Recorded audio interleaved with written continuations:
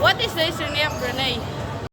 In the early history of Brunei, it was a part of the Servian Empire in the 7th century. In the other hand, Brunei's golden era in the 15th and 16th century was a powerful Sultan Empire. What is the political stage of Brunei? The politics of Brunei take place in the framework of an absolute monarchy, whereby the Sultan of Brunei is both head of state and head of government. Brunei is the only ruling state with an absolute monarchy in Southeast Asia. As of 2023, Brunei is one of 7 monarchy dictatorships in the world. What is the economy of Brunei? Brunei's economy is primarily driven by its oil sector, which accounts for over 60% of its GDP and more than 90% of its space. What is the culture and religion of Brunei? Brunei is mostly made up of Islamic people. Sunni Islam is predominant in 2021.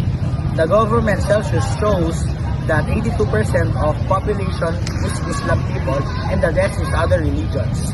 What is the culture in Brunei?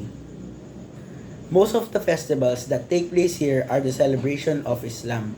One of the biggest festivals is the birthday of the Prophet Muhammad, which is celebrated by the entire country.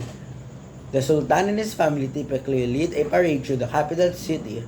This event occurs in January or February.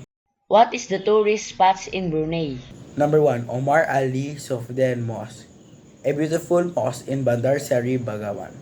Number 2, Ulu Tombrang National Park. It is a great park for ecotourism and wildlife. Number 3, Kampong Ayer, world's largest floating village.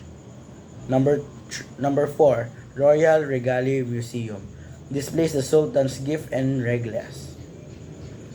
Number 5, Isen Narum Iman, the Sultan's palace and the largest residential palace in the world.